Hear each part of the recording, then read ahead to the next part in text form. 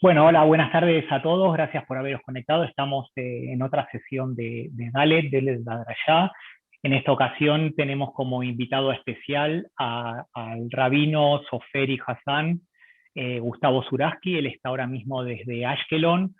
Es un viejo conocido nuestro, no, porque lo conocemos hace mucho, no porque sea viejo, eso que quede claro, porque él es del 70, con lo cual de las mejores cosechas que hubo en Argentina. Bueno, con Gustavo ya tenemos una relación extensa con la comunidad. Él es quien escribió nuestro Sefer Torah, el más nuevo que tenemos, y estuvo viniendo varias veces a Madrid para ir dando los retoques, enseñándolo y terminar de prepararlo, con lo cual, digamos, podríamos decir que es un amigo de la casa. Bueno, el Rab Gustavo es rabino desde el año 98, estuvo, bueno, es argentino, ya lo escucharéis hablando, quienes ya lo escuchaste ya os habréis dado cuenta. Estuvo hasta 2002 enseñando en el seminario rabínico, luego hizo Alía, está en Israel desde el año, desde ese año, desde 2002, con lo cual ya lleva un buen rato, y después de haber sido rabino en Ranana, ahora está a cargo de una Keilah Masortí en Ashkelon, ahí al sur de Israel, y está casado, tiene 3 hijos, y como veréis es un Cuatro. cuatro, ay, perdón, No no, está no, actualizado por lo visto, mi sí, sitio sí, web. sí. Bueno, lo vas a tener que actualizar. Bueno, no sé qué te conviene, si dejarlo en 3 y regalar uno, o actualizarlo a 4, eso ya lo sabrás vos directamente. Con lo cual, bueno, vamos a charlar con él acerca de los frutos de la reconciliación, el lado de de las primicias de Shavuot. Estamos ahí muy cerquita de Shavuot, con lo cual supongo que por ahí irán los tiros. Lo que quiero hacer es, antes que nada, disculparme en nombre de Fernando, que tuvo una emergencia por la cual no puede estar aquí. Está acompañando en la Shivá de una de las familias de uno de los Bajur que murió en la avalancha de Merón la semana pasada. Su familia es argentina, se trasladó hasta Israel y les está apoyando un poco con el tema de la Shivá y eso. Entonces era prácticamente imposible que estuviera aquí conectado. Entonces, por esta vez lo vamos a perdonar. Así que, Gustavo, todo tuyo. Si falta algo más de lo que comenté, aparte lo del número 4, todo tuyo, y estamos a tu disposición. Muchas gracias, Gastón. Un gran placer estar con ustedes. Guardo los mejores recuerdos de mis visitas a Madrid. Espero que se puedan repetir en el futuro, y de la comunidad también especialmente. Yo veo gente que, entiendo que hay gente que no es de Madrid específicamente, lo cual me resulta muy hermoso que pueda tener la posibilidad de hablar para España y no solo para Madrid. El tema, como bien dijo Gastón y como yo lo presenté, el título de esta sesión es Los frutos de la reconciliación, el lado B de las primicias de Shavuot. Y quisiera que analicemos el precepto de las primicias de la festividad de Shavuot, que es un precepto que desde ya hoy día nos vemos impedidos de cumplir, dado que no existe el templo de Jerusalén. Debiera ser paréntesis decir que como la gran mayoría de los preceptos de la Torá que no podemos cumplir hoy porque el templo de Jerusalén no está en pie, pero las primicias es el precepto posiblemente más significativo de la festividad de Shavuot, el más conocido, el más destacado, y aun cuando no podamos cumplir con esta mitzvah, con este precepto, resulta interesante poder analizar conceptualmente de qué se trata. Entonces quisiera aprovechar este tiempo que tenemos juntos vía Zoom para analizar este precepto, poder analizar también un poco entre líneas de qué se trata y la razón de esta mitzvah. Entonces comencemos.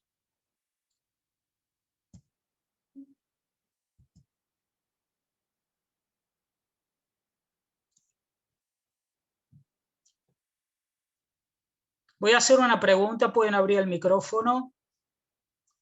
Hay una imagen en esta primera slide, en esta primera diapositiva, y quiero saber si alguien puede decirme qué es esta imagen.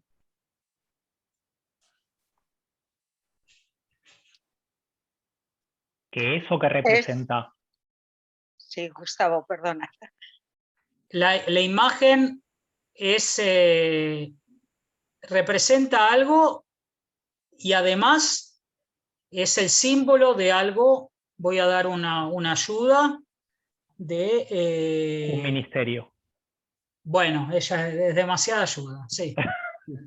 Vale, Sol, todo tuyo. Es igual, gracias Gastón.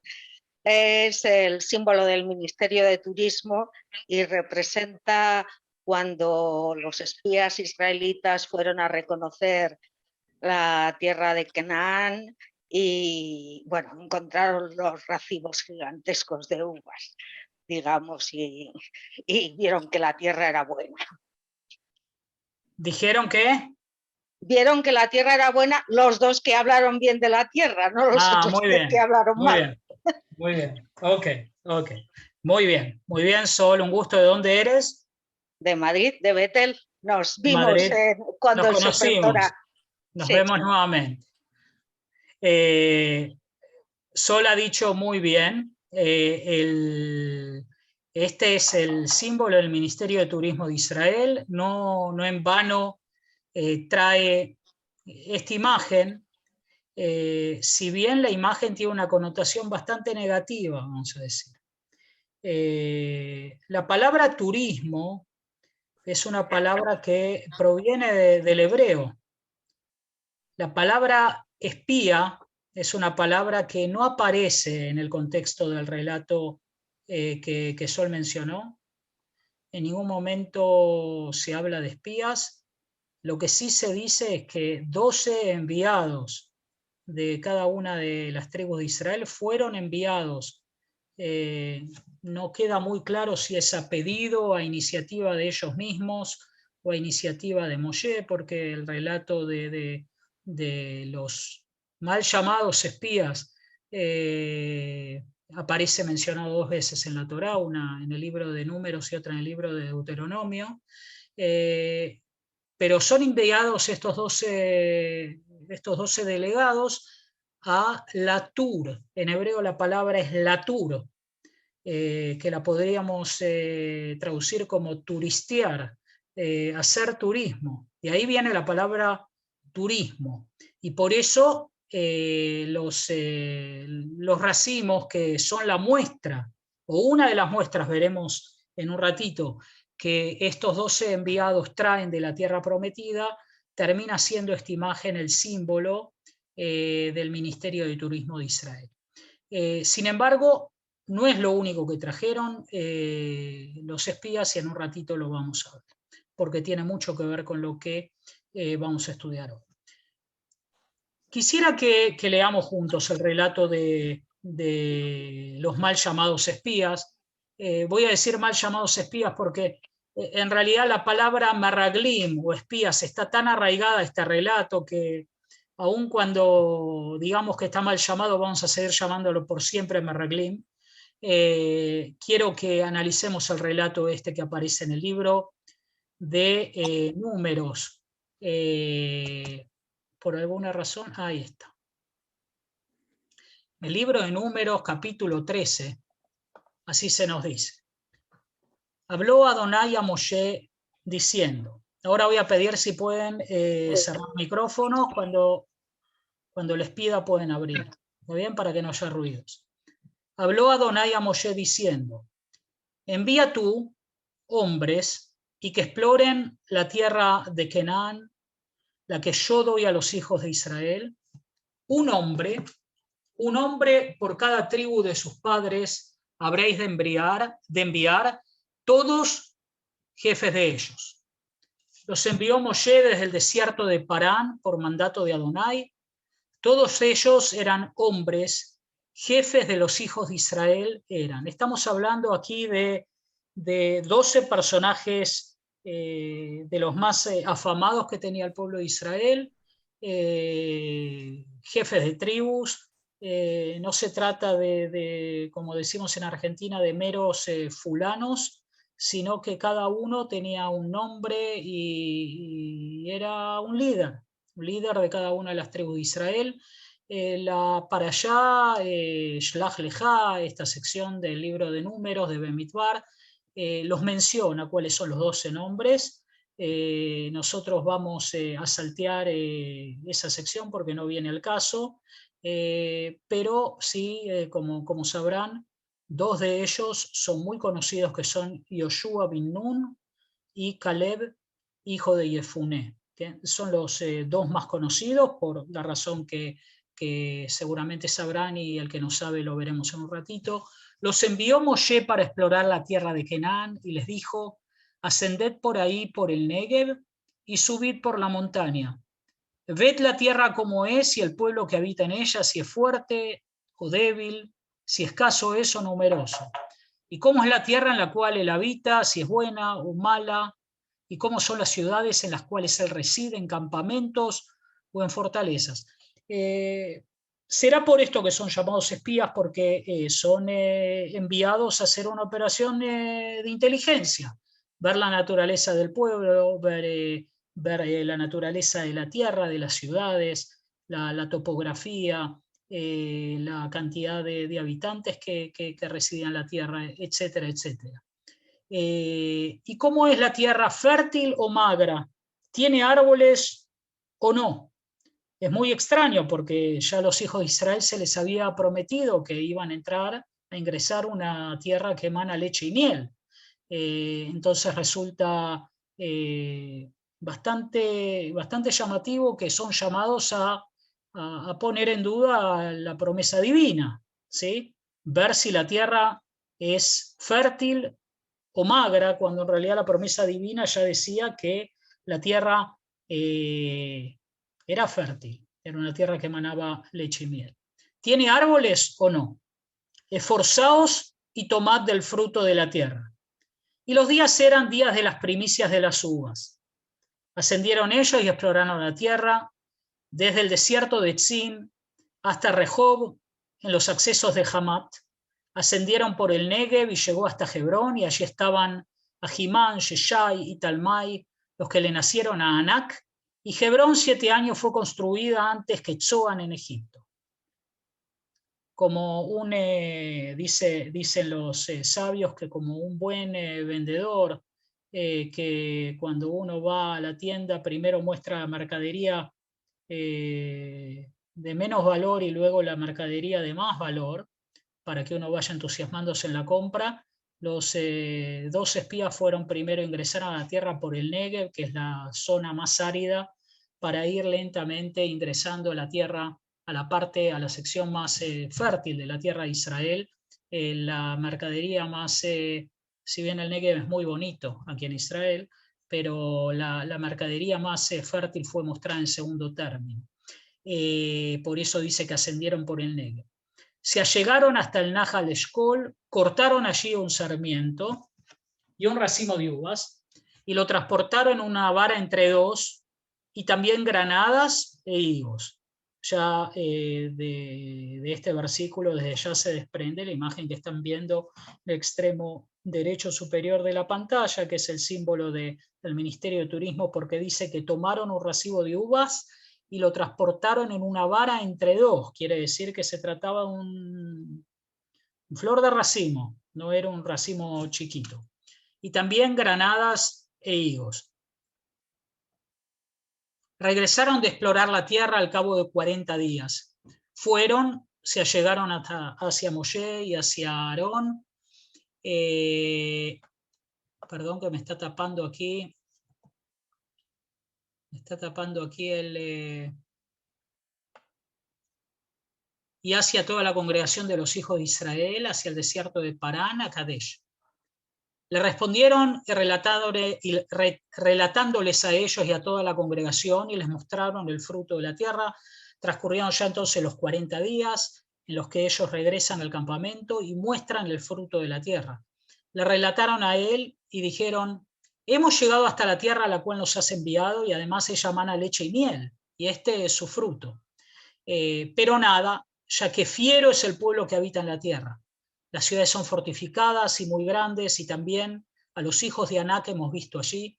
Amalek habita en la comarca del Negev, y el Hití, y el Yebusí, y el Emorí habitan en la montaña, mientras que el Cananí habita a las orillas del mar y en la ribera del Jardén. Posiblemente la palabra pero es la palabra más importante de la sección, porque estos dos enviados fueron finalmente enviados a la tierra a traer un informe objetivo y se transformaron en consejeros. Y Rashi, el exégeta bíblico, dice que ellos traen un fruto grande, un sarmiento, y también, como veremos en un ratito, no traen solo un sarmiento, sino también una granada gigantesca. Y también leímos en la página anterior, dice que trajeron un higo, granadas e higos, ¿sí? No solo uvas, sino granadas e higos. Los comentaristas hablan de que todos estos frutos tenían gran tamaño y no lo trajeron para hablar de las bondades de la tierra, sino justamente para, ¿cómo se dice?, advertir al pueblo de que la empresa de la conquista de la tierra de Canaán iba a ser muy difícil, y para desesperanzarlos. Por eso trajeron los frutos gigantescos. Acalló Caleb. Caleb era entonces uno de los 12 espías que hablaron bien de la tierra, a diferencia de los otros 10, al pueblo hacia Moshe, y dijo: ascender, habremos de ascender y la vamos a poseer, pues poder vamos a poder con ella. Empero los hombres que habían ascendido con él dijeron: no podremos subir contra el pueblo, ya que es más fuerte que nosotros. Y difundieron la difamación de la tierra que habían explorado ante los hijos de Israel, diciendo: la tierra en la cual hemos transitado por ella para explorarla es tierra que se come a sus habitantes, y todo el pueblo que hemos visto en su seno, hombres de estatura son. Y ahí hemos visto a los Nefilim, los hijos de Anak, descendientes de los Nefilim. Aparecimos ante nuestros ojos como langostas, y así éramos ante los ojos de ellos. Alzó su voz toda la congregación. Alzó su voz toda la congregación y elevaron su voz en llanto, y lloró el pueblo aquella noche. Esta es la primera sección del relato de los espías. La historia continúa en el capítulo 14. No la traje porque quisiera que analicemos esta parte a la luz del título de esta clase, el lado B de las primicias de Shavuot. Ante todo, tratemos de entender de qué se trata el pecado de los espías. En el pueblo de Israel no existe el concepto de pecado original, y sin embargo existen en la Torá 2 pecados que cada uno de ellos marca una afrenta muy grande a las mismísimas bases de la tradición de Israel y de la fe de Israel. La primera es el becerro de oro, que es una afrenta a la unicidad de Dios, y la segunda es el pecado de los espías, que es una afrenta hacia las bondades de la tierra de Israel. El pecado de los espías es en cierto modo un pecado que contiene una gran ingratitud. Es ingratitud porque cuando uno recibe una promesa de recibir una hermosa tierra como la tierra de Israel, y uno visita la tierra y finalmente termina difamando la tierra, uno es un ingrato. El pecado de los 10 espías, a diferencia de Caleb y Yoshua, que a propósito fueron los únicos 2 que finalmente logran ingresar a la tierra de Israel, de toda la generación del desierto, ni Moshe, ni Aarón, ni ninguno de los hombres que tenían más de 20 años lograron ingresar a la tierra de Israel. Solo pudo ingresar la generación joven, la que había nacido en el desierto. Pero Caleb y Yoshua sí ingresaron por mérito de haber sido los únicos 2 de los 2 espías que hablaron bondades de la tierra y alentaron al pueblo a subir y a conquistarla. Aquella noche que regresaron, según la tradición de Israel, fue la noche de Tisha B'Av. Y dado que los espías y el pueblo de Israel tuvieron en aquella noche la expresión máxima de ingratitud que se puede tener, cuando se llora por haber recibido un regalo como la tierra de Israel, una herencia como la tierra de Israel para el pueblo de Israel, lloran y se desesperanzan porque no van a poder ingresar a la tierra, ese día terminó siendo el día de Tisha B'Av, el día del exilio, el exilio que marca justamente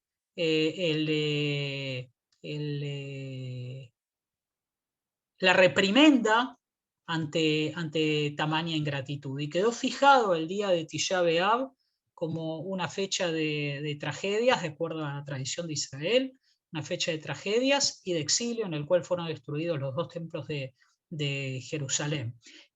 Justamente porque el pecado de los espías marca la idea de que la tierra no es deseada.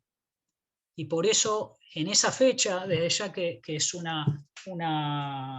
midrash, un comentario rabínico que no necesariamente debemos darle un valor histórico, sino entender el concepto, dado que la expresión de los espías fue una expresión de ingratitud, en aquel, ese es el día del exilio. Ese es el día en el que nosotros perdemos la posesión de la tierra de Israel. ¿Hay preguntas hasta acá? ¿Observaciones? ¿Alguien quiere decir algo? Muy bien. Ahora, nosotros no vinimos a hablar del pecado de los espías, vinimos a hablar de las primicias de Shavuot. Las primicias de Shavuot, ahora sí les pido que abran micrófonos, se traían en tiempos del templo de Jerusalén, a partir de Shavuot se podían traer hasta la festividad de Sukkot. ¿Alguna vez vieron una canasta con primicias?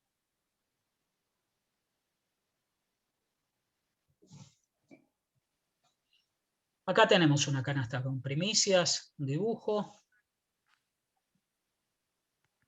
¿Qué frutas se traen? Granadas, uvas. Las 7 especies que da la tierra de Israel. Exacto. No se traen naranjas, peras. A nosotros en la escuela cuando nos pedían que, incluso acá en Israel, se le pide a los chicos traer frutas para adornar sus canastas. En la festividad de Shavuot se traen cítricos. Las primicias no se traían de cítricos, las primicias por otro lado tampoco había. Las primicias se traían de los frutos que fueron bendecidos, con los cuales fue bendecido la tierra de Israel, que son, a saber, trigo, cebada, ¿qué más? Granada, Vid, uva, Granada, sí. oliva. Granada, Higos, olivo, y falta uno. uvas. No, ya dije. No, ya. Cebada. ¿Lo dijimos todas? Falta dátiles. Ah, sí, dátiles. Dátiles. Son los 7 frutos con los que fue bendecida la tierra de Israel.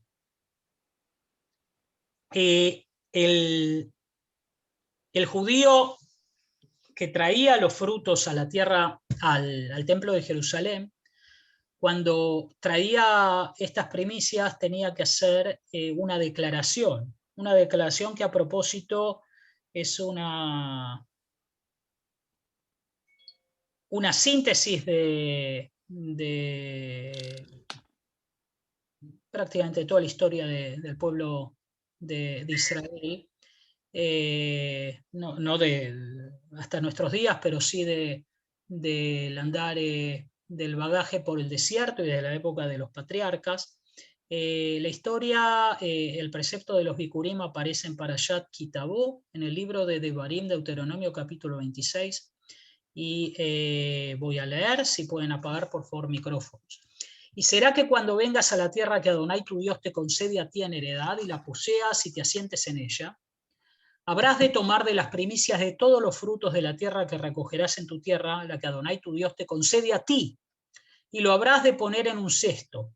Y te encaminarás hacia el lugar que habrá de elegir Adonai tu Dios para hacer morar su nombre allí, desde ya que es una referencia al templo de Jerusalén. Y te allegarás al Cohen, al que haya de estar en aquellos días, y le habrás de decir: he manifestado hoy ante Adonai tu Dios que he venido a la tierra que había prometido Adonai a nuestros patriarcas conceder a nosotros. Tomará el Cohen el cesto de tu mano y lo habrá de colocar ante el altar de Adonai tu Dios.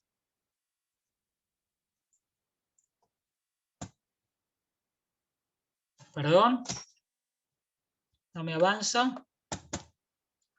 Declararás y dirás ante Adonai tu Dios: esto es lo que se llama en hebreo Mikra Bikurim, es la declaración de las primicias, declaración que también, si van a apreciar, que aparece y es el corazón de la Agadá de Pesaj, del ser de Pesaj.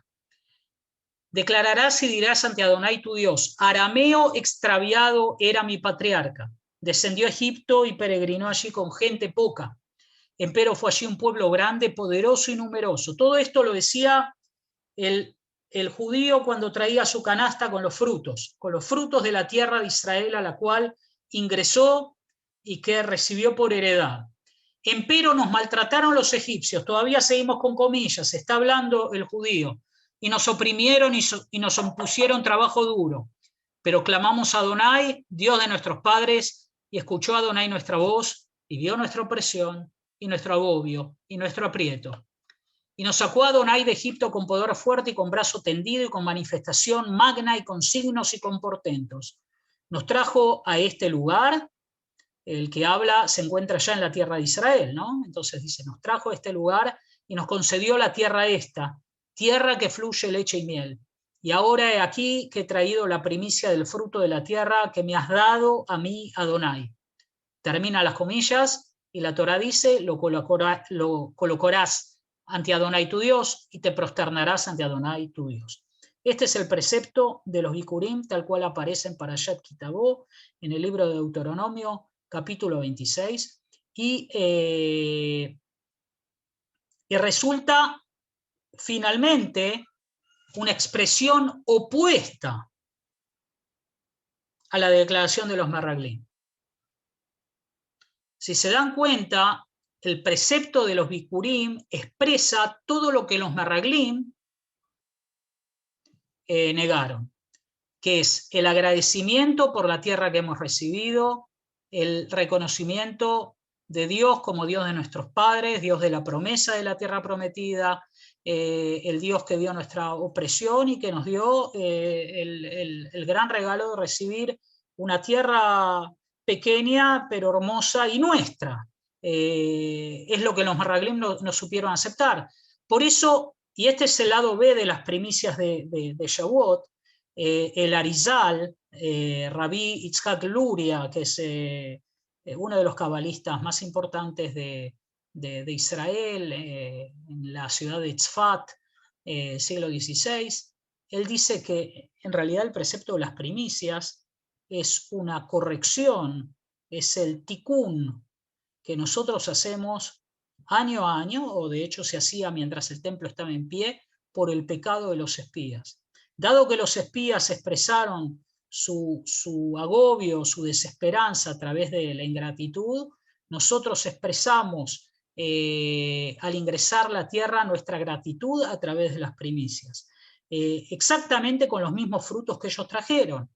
Y cuando nosotros vemos de dónde dice esto Rabbi Yitzhak Luria, lo dice porque cuando la Torá expresa el precepto de las primicias, cómo debe realizarse, no la Torá, sino el Alajá, el Rambam, Maimónides en el Mishneh Torá, dice cómo se separaban las primicias al visitar un hombre su campo y ver un higo o una uva o una granada que estaba madura, el propietario ataba una fibra alrededor de la fruta diciendo, esto estará entre los Bikurim.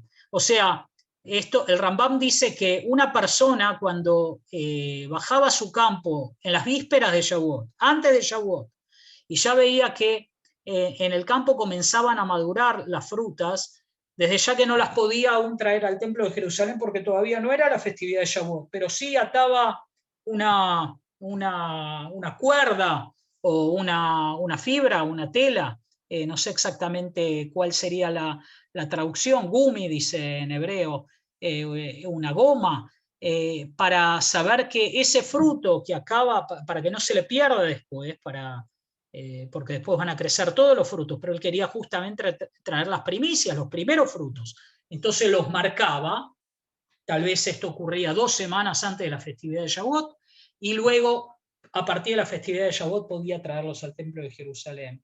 Lo interesante, y de aquí viene el comentario de Rabbi Yitzhak Luria, es que cuando el Rambam habla de qué frutos, menciona al higo, a la uva y a la granada, que son exactamente los 3 frutos que leímos en el libro de Números, en Bemidbar, que los Merragilim trajeron de la tierra. Quiere decir que nosotros agradecemos a través de los frutos con los cuales ellos, los Merragilim, fueron ingratos con la tierra de Israel. ¿Bien? Y además, porque cuando nosotros analizamos los 2 textos, el texto de los espías por un lado, y ponemos enfrente el texto de las primicias que acabo de leer, vemos que, y sobre todo tal vez en español se pierde un poquito, lo vamos a hacer en español porque entiendo que no todos pueden hablar y entender el hebreo, pero en hebreo resulta muy evidente que ambos textos, ambos relatos, por un lado los espías y por el otro las primicias, tiene expresiones similares. Vamos a traer 3 ejemplos. En el caso de los espías se dice, esforzaos y tomad del fruto de la tierra, y en el caso de las primicias se dice, habrás de tomar de las primicias de todos los frutos de la tierra. En el caso de los espías se nos dice, hemos llegado hasta la tierra a la cual nos has enviado, mientras que cuando uno trae las primicias dice, he venido a la tierra que había prometido Adonai a nuestros patriarcas conceder a nosotros. Mientras que en el caso de los espías dice, y además ella mana leche y miel, y este es su fruto, que como dije antes, cuando los espías dicen, la tierra mana leche y miel, y este es su fruto, en realidad, si terminara ahí, todo indica que ellos van a hablar bien de la tierra de Israel. Pero inmediatamente después dicen la palabra Efes, dicen la palabra empero. Empero, el pueblo que habita, es gigantesco y nosotros nos vamos a poder conquistar la tierra de Israel. Y en el caso de las primicias nosotros decimos, nos trajo a este lugar y nos concedió la tierra, esta tierra que fluye leche y miel, y ahora he aquí que he traído la primicia del fruto de la tierra que me has dado a mí, Adonai.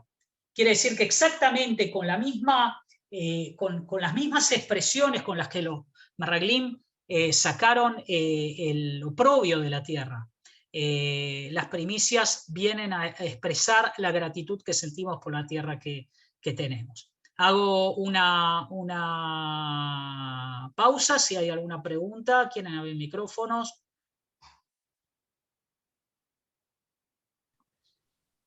No, está muy bueno como hiciste la comparativa entre texto y texto, porque podría ser un juego de, digamos, como un coro de decir y responder de un lado por el otro.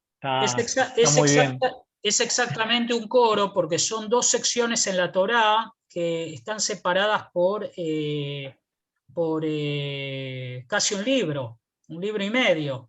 Y sin embargo vemos que contiene expresiones muy similares y están dialogando entre ellas. Son 12 secciones en las cuales se ve de manera muy evidente, y de ahí el Arizal, el Rabbi Yitzhak Luria, evidentemente se inspira para decir que el precepto de los bikurim, de las primicias, viene a corregir el pecado de los espías.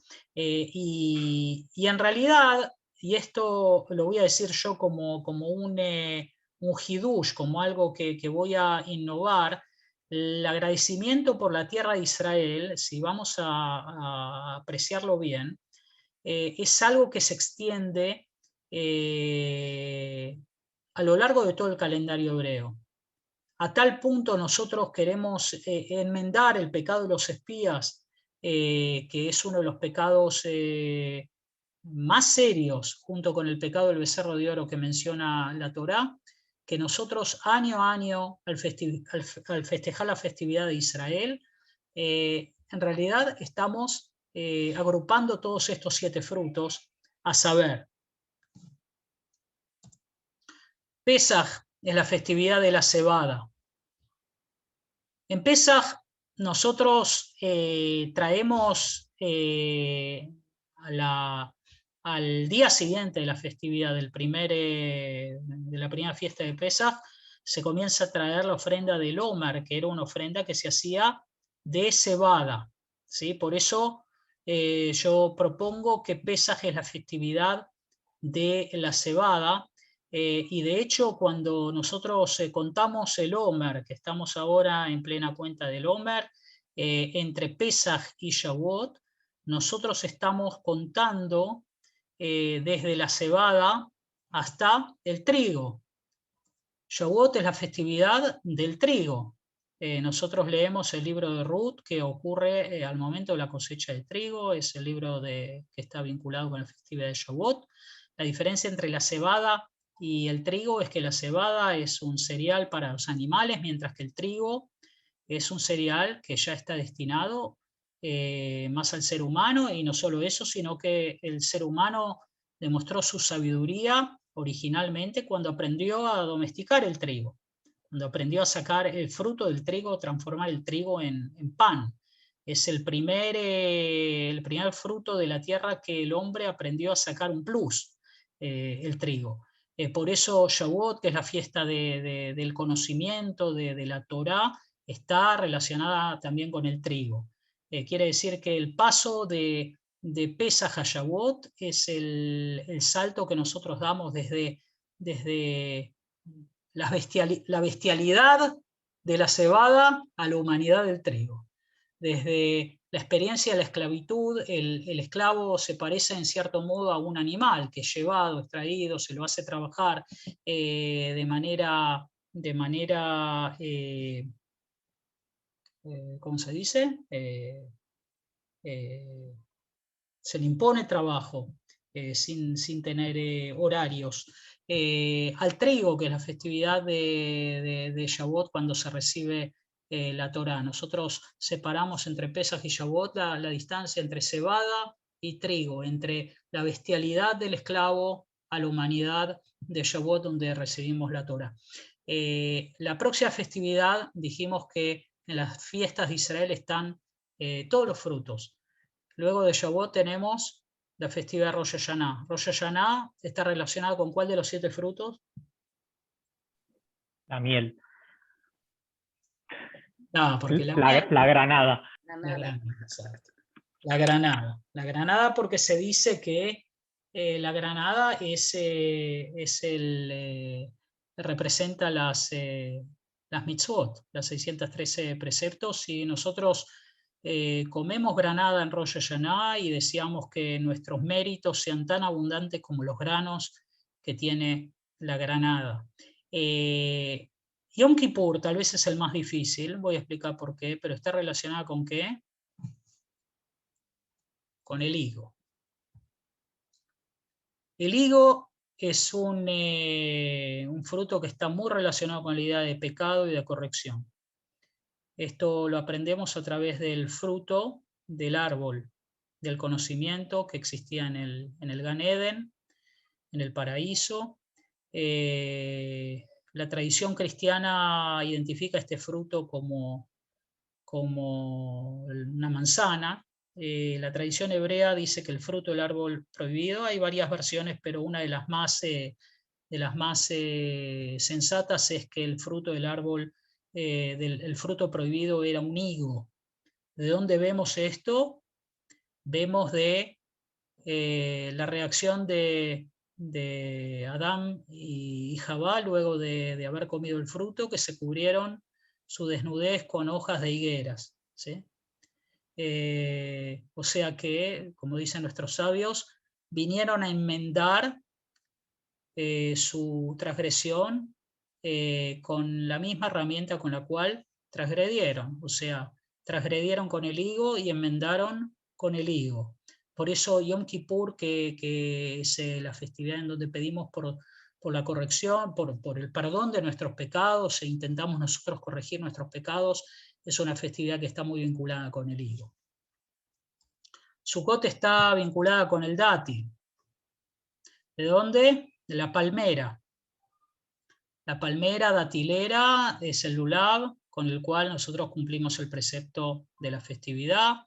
Y de hecho la festividad, si bien nosotros tomamos 4 frutos en nuestras manos, o 4 hojas en nuestras manos, nosotros lo llamamos netilat lulav, nombre del lulav, que es la rama de la palmera datilera. Luego tenemos Hanukkah. Hanukkah es el olivo.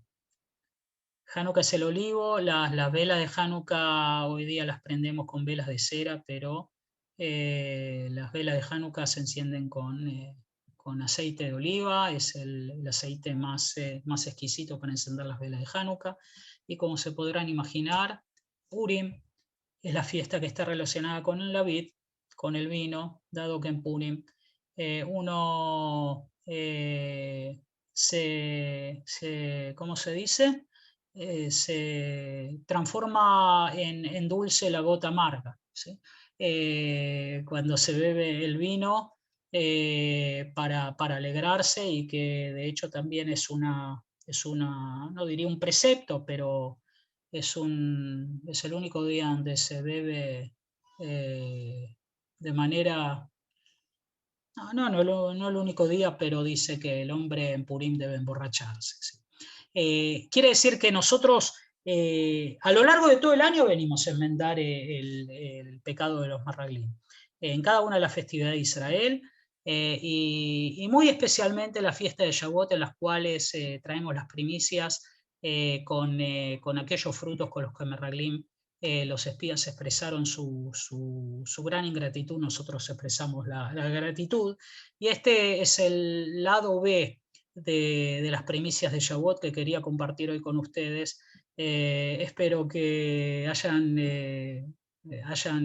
aprendido y disfrutado de esta enseñanza, y desde ya que si hay preguntas o observaciones, aquí estoy. Buenísimo el lado B, ¿eh? El poder ver las festividades a través de determinados elementos que están presentes y siempre han estado presentes, pero que probablemente yo particularmente nunca había caído, que cada uno de ellos bien podría representar los 7 frutos de la tierra de Israel. Y bueno, ya ni que hablar de enmendar la ingratitud de los 10 Meraglim, pero no, interesantísimo. Mucho, muy, muy interesante. Y además es que le da tanto sentido, es una forma de darle sentido a todo lo que pasa en la Torá, ¿no? A lo primero, lo de los espías, y luego el agradecimiento que tenemos que hacer cuando llevamos las primicias al templo. Muchas gracias. Agradecer es algo muy, muy bueno y muy importante. La primera palabra que el judío dice cuando se levanta es modé. Modéani lefaneja. Agradecer. Y además, nosotros somos llamados Yehudim. Yehudim viene de la palabra Todá. La palabra judío viene de la palabra Todá. Viene de Yehudá. Y Yehudá viene de la palabra Todá, es la misma raíz hebrea, o sea que nosotros de todas las tribus de Israel somos llamados de acuerdo al hijo cuyo nombre expresa gratitud. No somos llamados Zbulunim, Binyamin, Isacharim, somos llamados Yehudim. Desde ya que tiene una explicación histórica, porque la tribu de Yehudá, finalmente el reino del sur, el reino de Judea, junto con la tribu de Binyamin, Judá y Binyamin son las 2 tribus que sobrevivieron, y media tribu de Menashe, pero aún así es muy interesante que somos llamados judíos, Yehudim, de la palabra agradecer.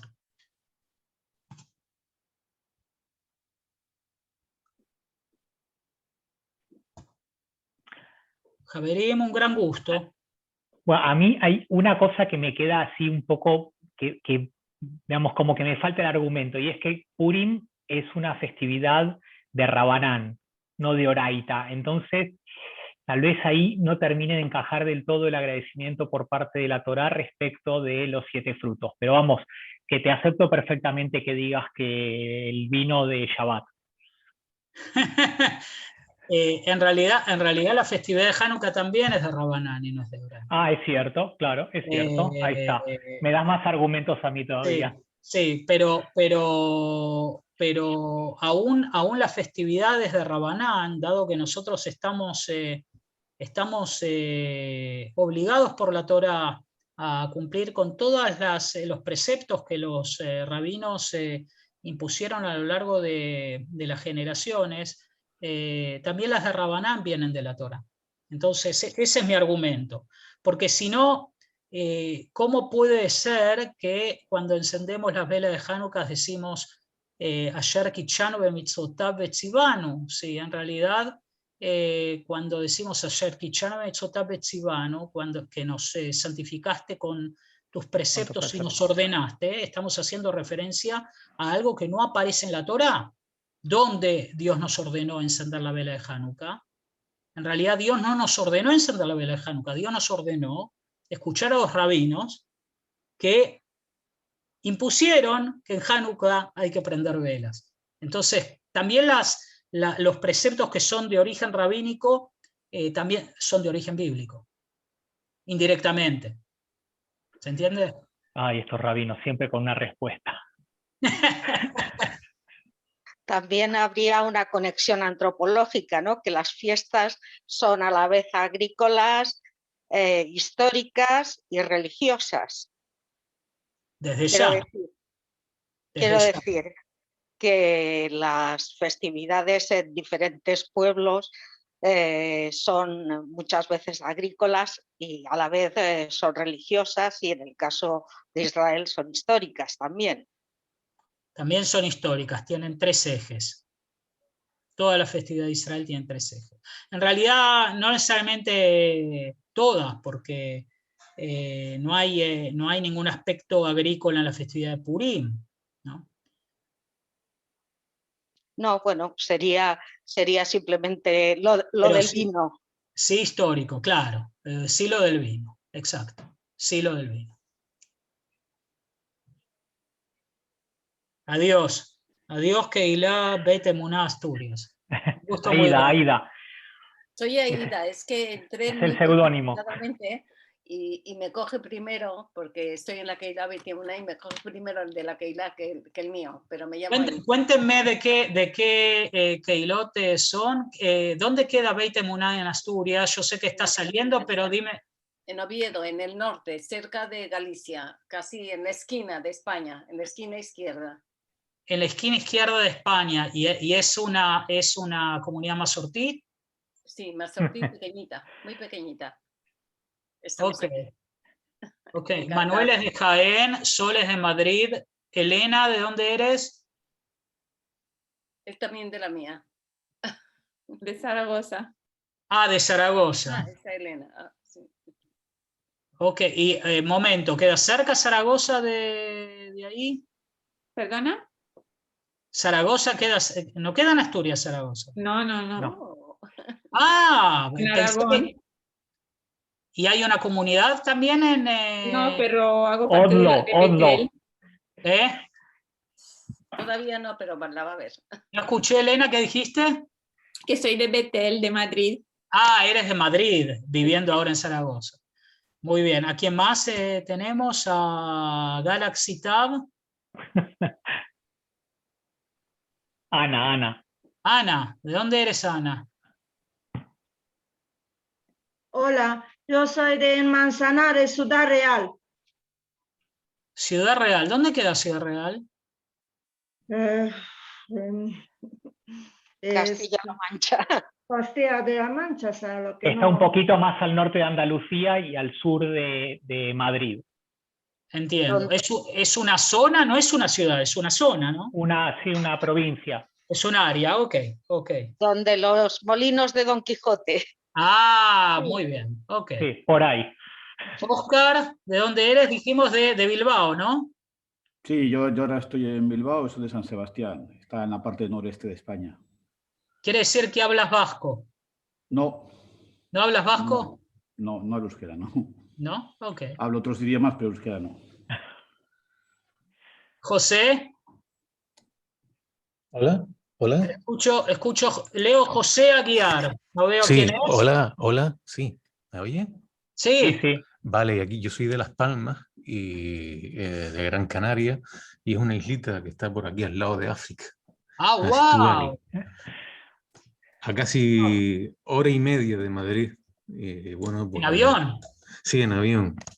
Y bueno, aquí hay una comunidad ortodoxa, simplemente nos permiten entrar a los Masortín y bueno, pues esto es lo que hay por acá. Muy interesante. Antonio. Beteliano de Madrid. Ah, Betel, yo te conozco, Antonio. Nos Sí, conocimos. Sí. sí. ¿Y Carlos? ¿Cómo, Antonio? Perdón. Sí, que cuando termines de hacer el tour, yo tenía una pregunta para hacerte, ¿vale? Por Antes de que te favor. vayas. Por favor. Tenemos a Carlos. ¿Quién es Carlos? Carlos no está. Y María Fernández. Sí, de Madrid. De Madrid. Sí. Muy bien. Creo que vi a todos, ¿no? Escucho tu pregunta entonces. Sí, bueno, yo tengo que hablar un poquito en nombre de Carlos, que está en Barcelona y él asiste a una comunidad masortí en Barcelona, TIP. Ah, ok. A ti es Masortí, ahora era reformista en un momento, ¿no? Sí, sí. Ahora es Masortí. Ok. Sí, Gustavo, mi pregunta iba un poco, yo le he estado dando vueltas también como Gastón desde el principio. Yo pensaba en las Shalosh Regalim y por lo tanto pienso en primicias asociadas al templo y por lo tanto, a ver, puedo como juntarlas para que se me queden en ofrendas al templo por Pesach, Shavuot y Sukkot, pero, ¿sabes? Me costaba también este cambio que me gusta, además, pero que me dejaba un poco descolocado porque yo las asociaba únicamente al templo y no veía, incluso me costaba Rosh Hashanah y Yom Kippur meterlo en el conjunto. Ok, bueno, entonces voy a aclarar. Yo, mi presentación hoy estuvo dividida en dos partes.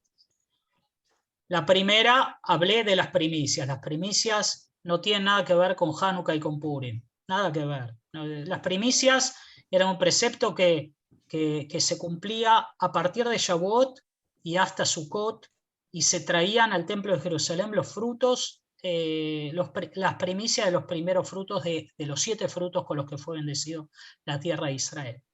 Los últimos 10 minutos de mi ponencia es una participación exegética mía, totalmente descolocada de la primera parte, que digo que toda la festividad de Israel, en realidad, y lo propongo como un hidush, como algo que descubrí yo. La verdad es que debo decir que he citado rabinos, pero esto es algo que lo propongo como un comentario mío. Cada una de las fiestas representa uno de los frutos de la tierra de Israel. Quiere decir que nosotros, desde un punto de vista exclusivamente exegético, estamos corrigiendo el pecado de los espías todos los años a través de la festividad de Israel, consagrando cada uno de las festividades a un fruto. No tiene nada que ver con lo primero que dije, ¿está bien? No, a mí me parece fantástico. De hecho, hasta sería interesante que pudiera seguir profundizando por qué hay cosas que van en diferentes momentos históricos, por llamarlo de alguna manera incluso, que seguramente ahí se puede reflexionar acerca de eso también. ¿Por qué llegarían de Hanukkah y de Purim más tarde que las que pudieran ser reflejadas directamente en la Torá? Que es una beta para explorar o para reflexionar interesantísima. Por eso me dejó también... No entendí la pregunta, perdón, Gastón. No era una pregunta, era sino decir que tal vez se pueda profundizar en el análisis o buscar o encontrar explicaciones de por qué unos frutos podrían estar más relacionados con con festividades de la propia Torá y otras que vengan a posteriori, tal vez por la importancia del fruto, porque necesitan procesarse.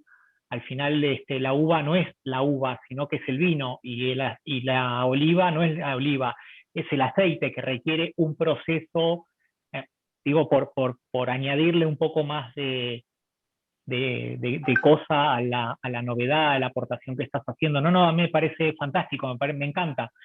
Digamos, que no solamente estemos redimiendo a ese error en un periodo particular, sino a lo largo del tiempo. Sí. Me parece interesantísimo. En realidad, gran parte de los frutos tienen que ver también con la etapa de maduración. De hecho, en Rosh Hashanah se come granadas, y las granadas, bueno, acá en Israel se ve claramente que cerca de Rosh Hashanah comienzan a verse granadas en los árboles.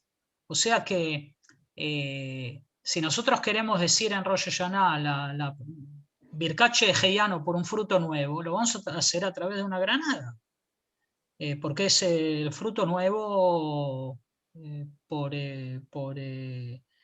arquetípico que sale de los árboles, además con la importancia que tiene la granada, ¿no?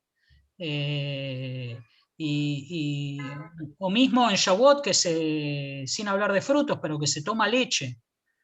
Es una época donde abunda la leche, no sé, por cuestiones que tienen que ver con la reproducción de las vacas, pero se sabe que Shavuot es una etapa en donde acá hay mucha leche. Alguna vez me lo explicaron. Posiblemente pase lo mismo en Hanukkah con los olivos. Y de hecho, Gustavo, has hecho otro comentario que es precioso, y es esta asociación de Pesach con Shavuot a través del alimento para bestias y el alimento para humanos, que lo puedes asociar inmediatamente a Hofesh y Jerut, ¿no? A la libertad del pueblo y luego la libertad de espíritu. Con lo que juegas con dos mundos que no tienen nada que ver, pero se juntan en... Me ha encantado ese comentario, la verdad. Es un puente con dos estaciones, ¿no? La primera estación, que es la de partida de Pesaj, y no tiene ningún sentido sino entendiendo hacia dónde va el tren. El tren llega desemboca en Shavuot. Bueno, me alegro de haberlos visto, de haber compartido con ustedes este tiempo. Espero que nos podamos volver a ver, y gracias por invitarme. Buenísimo, Gustavo. Muchísimas gracias por estar aquí con nosotros una vez más. Ya sabes, cuando vengas para Madrid o cuando vayas a alguno de los otros lugares donde tenemos amigos, serás más que bienvenido. Muchas gracias. Nos vemos la próxima. Muchísimas gracias. Muchas gracias. Adiós. Adiós.